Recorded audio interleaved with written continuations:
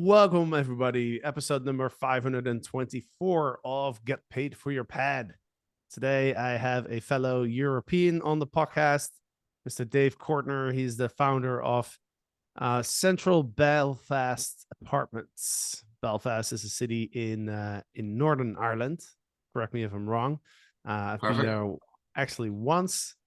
Back when I was a travel blogger, we drove through the city. I haven't seen it that well, but yeah, looking forward to learning a bit more about the city. And Dave is he manages 60 apartments in Belfast. He has an incredible website. I'm very impressed with your website, centralbelfastapartments.com. Definitely check it out if you're listening to this podcast. Check out Dave's website. And today we are talking about how to scale your Airbnb business by becoming the #1 expert on Airbnb in your marketplace. So, Dave, welcome to the show. Thank you very much. Thanks for having me. I'll do my best. It's a little early since you're in Europe. I just got out of bed 30 minutes ago, so I hope everybody bears with me if I say sleepy things. But yeah, man, I'm excited to dive into this. Give us a little background story. Like how did you get started with Airbnb out there in Northern Ireland? Yeah, so I started about 15 years ago, and that's long before Airbnb was ever created, back in the olden days. And it was from helping out my parents. They had a called a service accommodation or a holiday let back then. And I used to help them out when they would go on holiday or when they were busy. I would meet the guests, I would do all the cleaning, and I just sort of fell in love with it. I'm really passionate about Belfast as a city, and I loved showcasing it to people who were coming there for the first time and telling them about all the cool places to go. And then whenever I would meet them at checkout to do the cleaning, I loved seeing how good a time they'd had. They were blown away by it. They hadn't expected it to be as good. So I sort of really fell in love with it. And in 2014, I got the opportunity to buy my own place. And that's when things sort of really changed for me, because instead of doing everything the way my mum and dad did it, I was able to put my own stamp on what type of property I got, the way it was decorated, how I set up the systems, and really how I dealt with the guests. So um, after the first year, I had enough saved up to buy a second property, and the rest is history. Then I sort of took it, left full-time work, and decided I was going to do this full time. The year after that, then in 2016, my mum and dad wanted to retire, so I ended up managing their 4 properties, and saw this is a really good way to increase my portfolio without having to buy places. And started a management company there. So we now work with property owners and investors who want to make money from Airbnb but don't have the time or the expertise. So they hand it over to us, and we're the experts in our industry and on this island and maybe in the UK as well. And yeah, it's been a fast and crazy roller coaster, but I love it. I always love talking to people who got started before Airbnb existed because like most people have started because of Airbnb, right? Airbnb has really made this industry like so much more accessible to a lot of people, and so it's hard for us to imagine like what does your marketing look like when there is no OTAs and there's no Instagram and none of Yeah, that. so it's so weird. So there was no Facebook either. I don't think so. There was no Facebook pages, or there was no Google ads. So basically we had the Northern Ireland Tourist Board. I don't know if other countries have that, but you would list your property on there. It was like the most basic old-fashioned OTA ever. It just had a phone number on it, and people would just phone and ask if they could come and stay and stuff. So it was very clunky and dial up sort of thing. Um, Certainly when Airbnb came and Booking.com, it just streamlined everything. And certainly I remember back in those early days of Airbnb, there was our listings and there was maybe half a dozen other ones in Belfast, and like, no one was doing it in our city. Our tourism industry was just getting started. Now it's flying. It's really accelerating fast. We've got some great stuff to see here, but certainly back in the day, it was very old school. There was no diary that you could log on to. It was pieces of paper in a folder and everything written down. So times have changed a lot. Yeah. Yeah, it's interesting. Like last week I talked to Robert Nunez, and one thing that we talked about is how those traditional marketing strategies of just going to the tourism board and going to these organizations that have existed for a long time uh for your marketing is actually quite powerful now, because like everyone is just relying on the OTAs, and those old school strategies are not being used anymore, and it actually makes them powerful now. Absolutely. And I think I think they should be looked at as an OTA. But one of the things I always talk about the OTAs is to just rely on one is really short-sighted and foolish and quite risky in a way, because there are lots of people who just prefer to use different ones. So I myself, when I go on holiday, I always book my accommodation through booking.com. There are plenty of people who would only use Airbnb, and there are plenty of people who would like to go and find out more traditional methods of going through a tourist board or even Google if they search on that. So one of the things I always talk about whenever I'm talking to people who are getting started is to get your property everywhere. The internet is a big place, and you need to be able to cut through the noise and sort of have your property and your listing everywhere where there's going to be eyeballs on it. So it's not just about one property or one OTA. Yeah. You mentioned your apartments are like ranked like number one on TripAdvisor. Now, TripAdvisor is an interesting platform because not that many people use TripAdvisor, right? It's you always hear about Airbnb and Booking.com and VRBO, but TripAdvisor, Expedia, and there's some other ones. Like, do you get a lot of bookings from there from TripAdvisor? So it's a bit confusing. TripAdvisor almost have like two sites. So whenever I only set up TripAdvisor to be a review platform for somewhere to host our reviews. That was a sort of overarching thing. So obviously you get your reviews on Airbnb and on booking.com and on Google and Facebook, but people trust TripAdvisor, certainly in Europe anyway. If I'm looking to go to a restaurant or a hotel, I'll look it up on TripAdvisor because those are unbiased reviews. They now have a booking platform on there as well. So we are linked to that, but a lot of the reviews that are on there have also came from booking.com guests and Airbnb guests and Google guests and direct booking guests. And we always just encourage them to leave a review on TripAdvisor. Um, and so, yeah, we're number one on that. We've won awards as well. This year, we won Northern Ireland's leading service departments at the World Travel Awards. And we also won Best Service Department Operator in the UK at the Service Department Awards. So one of the things that's key for us is that customer experience. And that's one thing that I've kept along in our business from those very first days when I was helping my mum and dad. I wasn't making any money back then whenever I was helping them. And I was just fully invested in those guests' experience. So what sort of a time they were having? Did they go to the best bars? Did they know where the ATM was, or the nearest supermarket might not be the best supermarket? So I was giving them if you walk 5 minutes more, you'll get to the best place, and just really ensuring that they have a good time when they're there. And that's how you get good reviews, is by, I think a lot of people sometimes they think it's just the product, it's just the property that they sell. People just exchange money for the property, but it's not that. This is a holiday, a vacation that people are coming on, and it's how they experience their entire trip that leads to those good reviews. And when you get the good reviews, you can charge the higher rates, and Mm, everything in this business becomes easier when you have good reviews. yeah. Yeah, but that's one of the reasons why I asked about TripAdvisor, because like I I use TripAdvisor too to check out like what I wanted things to do, or like Yeah, check out if it's a good hotel or good restaurant, things like that. But I've never booked anything through that. But I no, guess that makes a lot of sense. Like you just kind of use it as a credibility to gain credibility essentially. yeah, yeah. It's like you say, yeah. It's a good review platform for everything in hospitality. Yeah. I want to talk about becoming the becoming top of mind in your marketplace when anybody thinks about Airbnb or short-term rentals.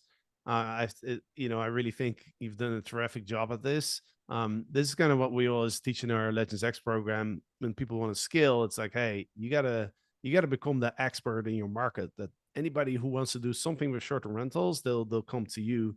I see you do like YouTube videos. I see You have a ton of content on your website, um, central belfast apartments.com. You mentioned before we started recording, when you walk the streets of Belfast, people sometimes recognize you. They'll come up to you because you're putting out so much content. Yeah, and it's funny you mentioned our website actually, because I don't remember even the last time I put anything on our website. It's been a while, and what I've really been focusing on is video content. The beauty of video content is you can just show that everywhere on the website, on Google My Business, on LinkedIn, Facebook, Instagram, TikTok, and YouTube. You can put it everywhere. And when the pandemic came and everything was sort of shut down, and we were all this was the longest rainy day of our lives. Everything that I'd been putting off for years because I was too busy running the business, I thought, right, well, now is my time to instead of wallowing about everything that's happening to us, now I can actually take some action and move forward and come out of the pandemic in a stronger position. So for me, video content was the thing that I knew was gonna have the most impact. If you write a blog, that's one thing. If you do a audio podcast, that's another thing. But if it's something visual, a video, that's both of those things together. Um, and yeah, so we started shooting video content. So the main reason I started that was because the tourism bodies in Northern Ireland, so it's Visit Belfast and Tourism Northern Ireland, their marketing budget just shut off. They were not doing anything whatsoever to promote this city or this country. And I thought, well, now's a great opportunity for me to start shouting loud when no one else is talking. I can put some stuff out and really get noticed. So we started talking about the best things to do outside, the best walks, the best, everything that was within the current restrictions. And I just loved doing it. So, and I never really stopped. And I think I became like a content generating machine. I was just pumping out videos consistently and in different fields as well. So it very much started out about visiting Belfast and the types of things to do in the city and trying to generate bookings for our business in a time when there wasn't many bookings to be had. But then I started talking about the business aspect of how to set up an Airbnb and what's entailed and how to do it the right way and stuff based on my experience and expertise. And yeah, people really resonated with it. And it is funny because we've got like TikTok's been a great one for us. So, YouTube's great, obviously, but TikTok is insane. So for our Central Belfast TikTok account, which showcases like bars, restaurants, cool things to do, we actually do interviews with visitors to the city and find out why they came here and what their experience of it is. We've got like 18,000 followers on there. But because of TikTok's algorithm, it shows the videos where the account is located. So whilst I do all these videos to try and promote the city to get people to come in, it's people in the city that actually see a lot of the videos. So yeah, when I'm out in the street, I get funny looks from people and they're like, I know you, like, who are you? You're that guy from TikTok. And then because I have two accounts, because I have here's me drinking, here's me trying to find the best Guinness in Belfast. So we did a series of that. And it's all fun and lighthearted. But then I have a more professional one where I'm talking about, how to start an Airbnb business and how to do it successfully. And that's a lot more professional and business orientated. I never know what one they've seen, so I never know how to respond. So it's just a bit of an awkward one. Plus, my name isn't on either of them, so all I get is "you're that guy." No one ever knows you're Dave. It's always "you're that guy from TikTok." Um, but yeah, it's good fun. And honestly, like I think, we spoke before coming on.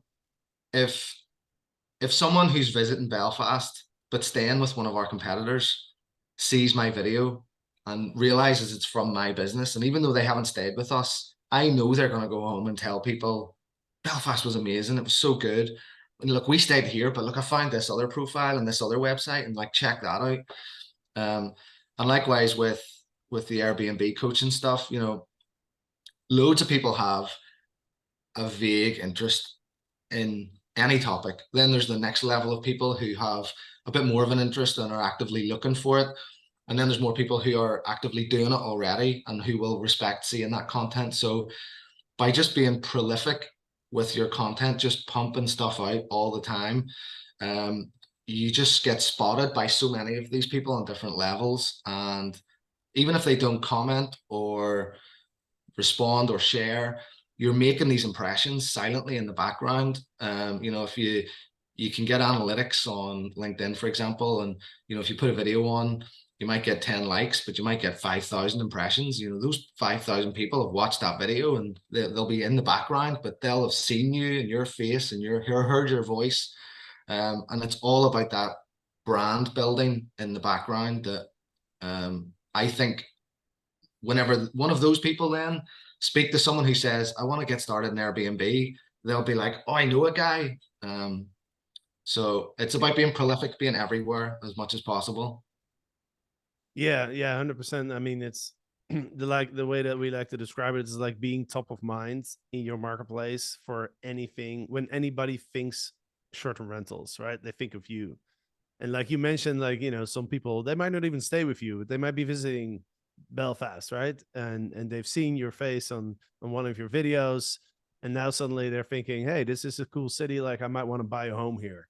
Right? Who they're Yeah, going to go to? Who they're going to go to? Like, hey, where should I buy? What neighborhoods? I mean, I look at your website, you have like videos on anything in Belfast. So they're gonna think, okay, well, this guy probably knows what the best neighborhood is. Let me ask him, right? And guess who's yeah, going to manage it, right? yeah, exactly, that's exactly. And that's once you get to that level of sort of, you try and set yourself a level of sort of excellence.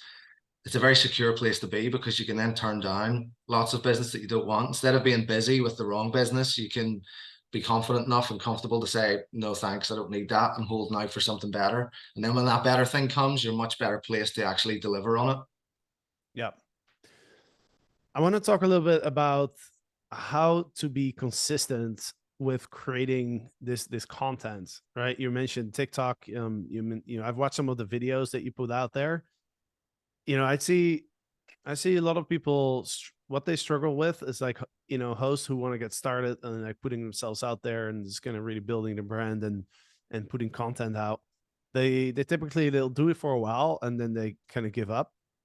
Um, so I'm curious, like, how you've done so much content, like how do you find like the consistency? Do you have a specific way of doing it or a system behind it or process? It's a work in progress for me, and I certainly don't think that I'm perfect. I sort of started. The thing that I find makes me most consistent is paying someone to either to film it and edit it, because when you're paying someone else, that money's coming out, and you need to sort of find the day for a shoot or find some video for them to edit. Um, Previously, I was for especially for TikTok, I was trying to film them and edit them myself. When I was doing that, there was no accountability. There was no one pushing me to do it. Whereas now, I'm paying camera guy and an editor, and it's a digital marketing agency. And they're the ones pushing me. They're saying, right, come on, we're running out of content. We need to get another day to come out and shoot. So yeah, that's sort of the way I've done it is proper accountability. But another thing I think about is a lot of people, and I felt this as well at the start, thought, what am I going to talk about? I have nothing to really talk about. But there's so many things when you actually peel it back. And one thing someone always says to me is, you don't know the mountain of value you're already standing on. So you as an expert think, well, that isn't valuable content. Everyone knows that, but it's not. You know it, and I know it because we're in the space. But Joe Blogs on the street who wants to get started doesn't have a clue about anything. You might do a video of how to set up Airbnb profile, and you might think that's the easiest thing in the world. But for someone who hasn't registered an Airbnb account, that could be a terrifying experience. And they might be thinking, well, I don't know what to do. I'm too scared to even start it. So there are so many extremely basic things that you can just get on and start talking about. And also, anytime you do a video or you speak to someone and you tell them what you do and they ask you a question, like if that person is asking you that question, guaranteed there's hundreds or thousands of other people who would also want to know the answer to that. So there's so many things that we just brush off because we think that's too basic. People already know that when they don't. Yeah, 100%. I'm just I'm just looking up a video that I did 6 years ago when I I was a couple of years in with my Airbnb in Amsterdam, and I was thinking like, how can I what else can I do outside of Airbnb to promote my apartment? So I put up a video and I called it the name of my neighborhood, which is the Pipe. It's called, that's the name of the neighborhood, and I put the coolest neighborhood in Amsterdam. And I literally just like, as I was walking towards my apartment, I was like, all right, I'm just gonna do this. I pulled out my phone and I just did a 1 minute. It's not a, yeah, it's 1 minute and 1 second selfie video, right? Where I'm just talking about like my neighborhood and I'm like describing why I think it's the coolest neighborhood in Amsterdam. And then I put it up on YouTube, and I linked up my Airbnb, and I was like literally like that took me like 5 minutes. I didn't edit it. I didn't do anything. I just put it up there, and I started getting people booking with me and telling me like, "Hey, I saw that video. Like your neighborhood looks really cool. I figured like I book your Airbnb since you put up that video. I figured the neighborhood well." Yeah. And that video, like, I kid you not, I'm just looking at it right now. It has like 15,000 views. You know, Wow. 15,000 people who come travel to Amsterdam have looked at that video. And I don't even want to watch it because I feel embarrassed watching it because it's Yeah, so yeah. bad. Uh, but it's such a good point because, like you say, you just you just pulled your phone out and did it, didn't edit it, and just posted it and just put the link to your Airbnb. And I think so many people, and I've seen it with people I know, they procrastinate because they want it to be perfect. They think it's going to be the perfect video and they can't post anything until it is perfect. I've seen people say, I have all these ideas, but I want to get the right mic or I want to get the right camera first. And that's just a procrastination.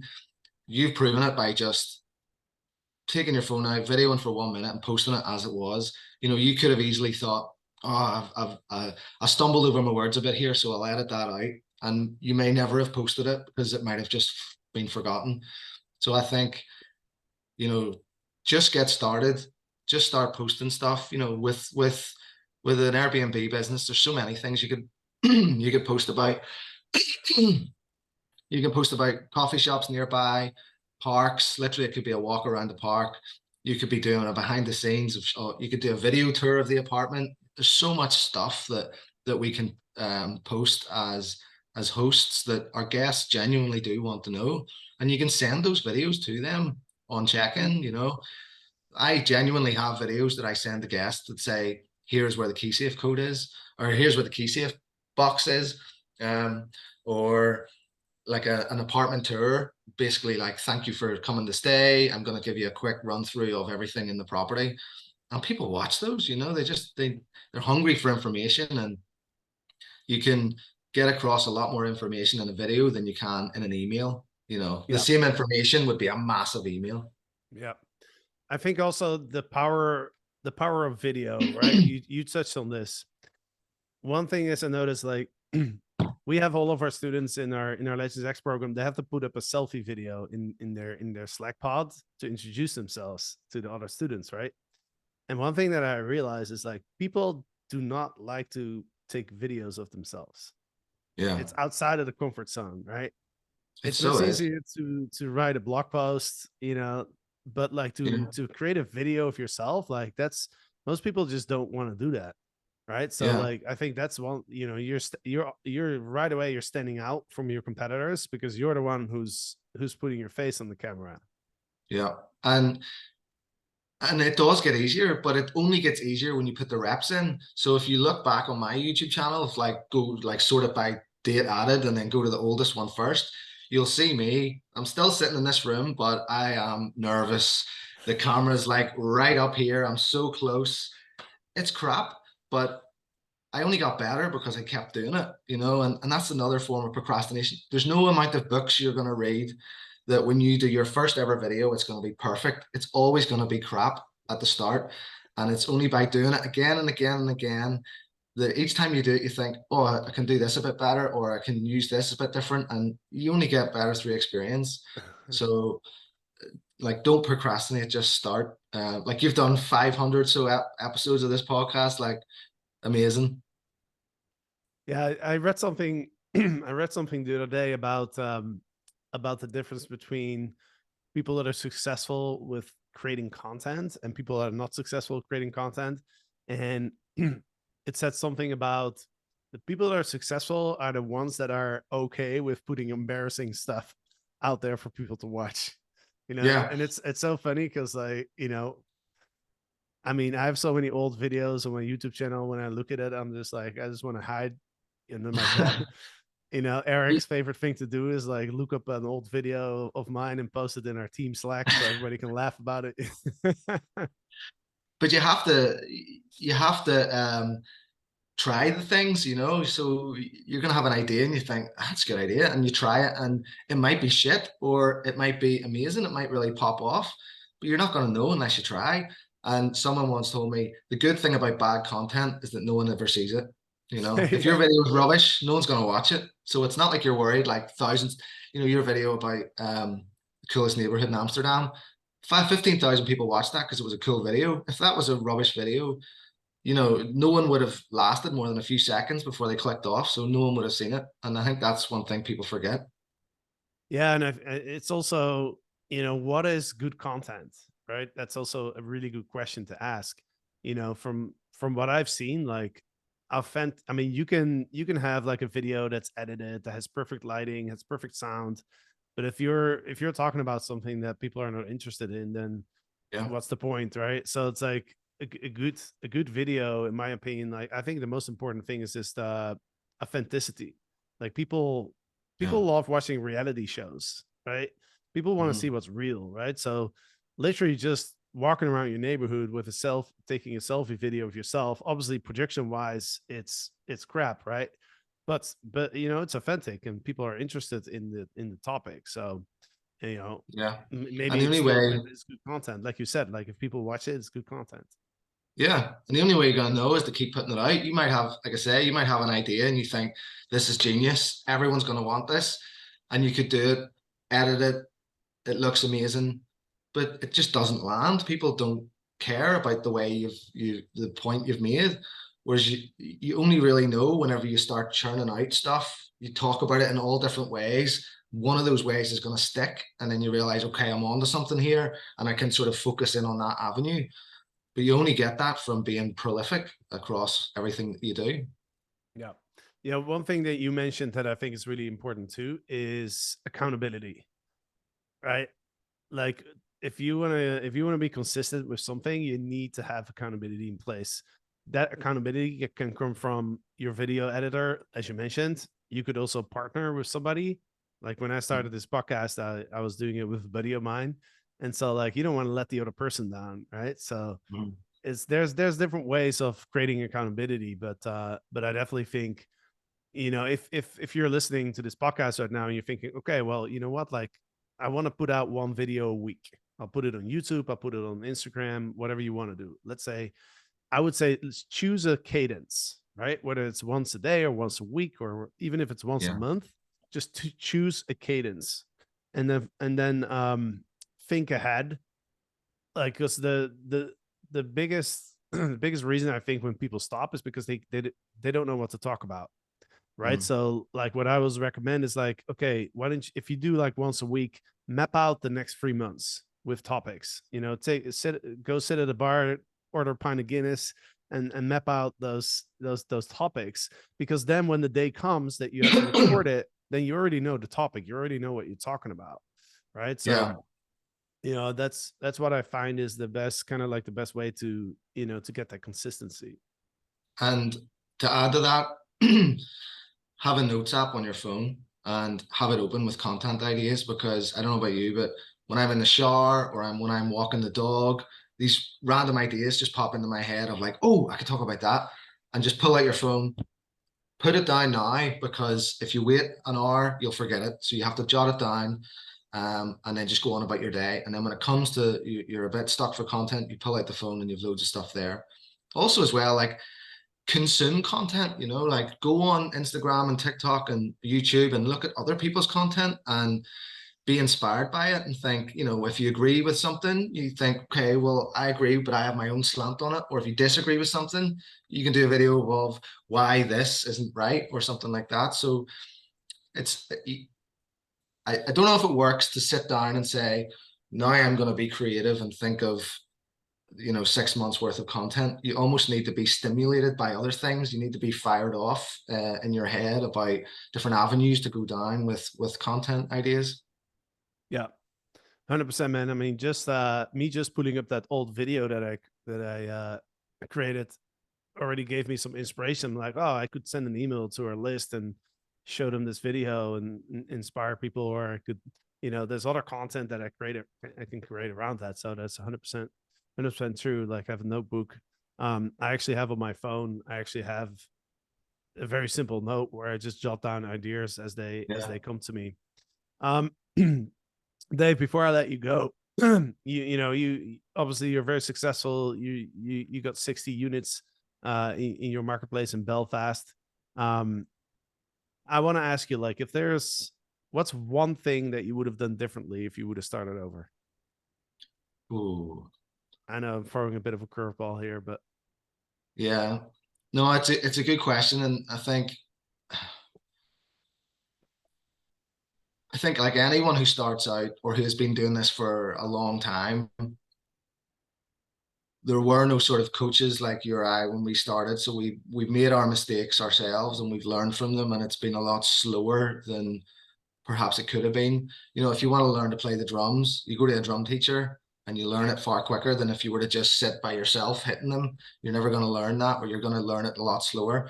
So I never really looked for any sort of education or coaching or mentoring of how to do things the right way. I just sort of stumbled along from mistake to mistake and failed forward, which has been very good for me because I feel resilient and robust and that I know exactly what I'm doing, and I can tell people that won't work because I've already made that mistake and you don't need to do that. So for someone else who was just getting started, I would say get as much education as you can. Don't procrastinate. Don't wait until you've read every book going before you start, but make sure you have someone there to help you on your journey, a professional who's been there and done it. That's why I set up the coaching. Um, as I say, there were no coaches when I got started. I also think Airbnb owners can get a bit of a bad reputation because there are some ones who don't really care about guests and are just in it to make the money. And I'm trying to turn that reputation back around and make us, the professional industry that we are, by showing people how to get set up and run their business the right way. So for me, if I was starting out again, I probably would have looked for books more and education, even though there weren't any. yeah, that's why I started writing Get Paid for Your Pad, because back in 2012, that's I was looking for books, and yeah, like there wasn't much available at the time, right? Yeah, it's such But a new yeah, industry. that's a good advice. I like how you compare it to like learning the drums. Like literally no one is gonna just buy a drum set, No, sit down and go like, all no, right, well, let me hit left, hit right, and see what yeah. happens. And it makes sense because a drum set is quite expensive. So I mean, you don't even know what set to buy. Do you buy a good one or a bad one, a cheap one, an expensive one? And then yeah, you're just sitting there banging away. You're never going to learn, and you're going to make so many mistakes. It's going to take forever, and you're just going to get frustrated and just give up. Whereas if you go to a drum teacher, you're going to use their drums for a while. Then they're going to tell you, look, these are the right type of drums for you, and here's how to play them. So Yeah. Well, the interesting thing is, I remember when I first published my book, a lot of people asked me, what how many pages is it? And I was like, oh, like 250, 300, or whatever it was. And they'd be like, wow, that's a lot of like, what is there to write about? Like Airbnb. I mean, anybody can just create a listing, right? Like, so I think there was kind of, and maybe there still is, but I think there's the perception that people have of like, Airbnb, creating an Airbnb listing is easy. So like, building an Airbnb business must be easy. And they don't realize like that there's a lot to it. yeah, So I don't know. I think a lot of people might have that perception of like, oh, it's just an easy thing to do, I guess.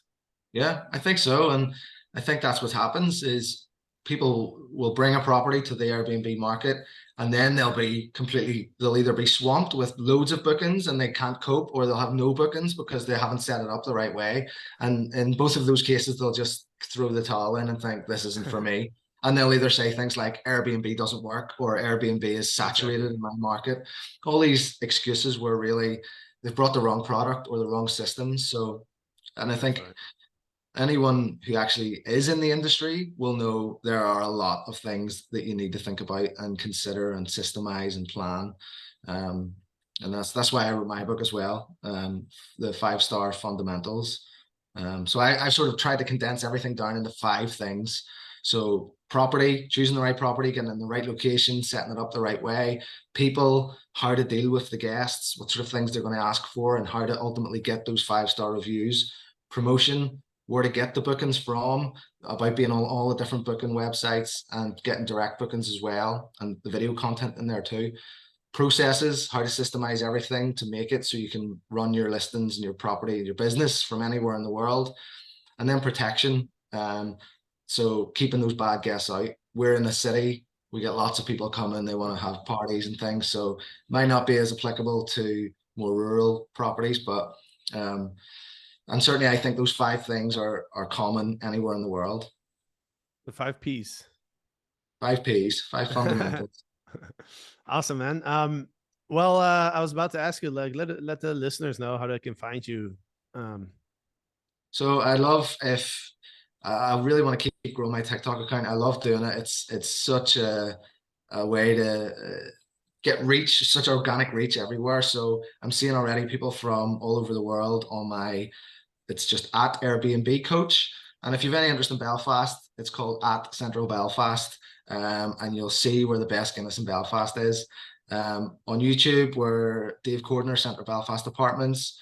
You can get me on LinkedIn, on Instagram too, at Central Belfast Apartments or Airbnb coach. So, like I say, I'm trying to be omnipresent everywhere. right on. Awesome, man. Well, I appreciate your time and sharing your wisdom with us today. And if I'll ever come to Belfast, I told you my brother lives in Ireland, so I am there every now and then, and I'll come check out some of your places. Absolutely. Thank you very much for having me. Thanks, Dave, and Yeah. thanks to all the listeners. Hope you enjoyed this episode, and we'll be back on Friday. Have a great week.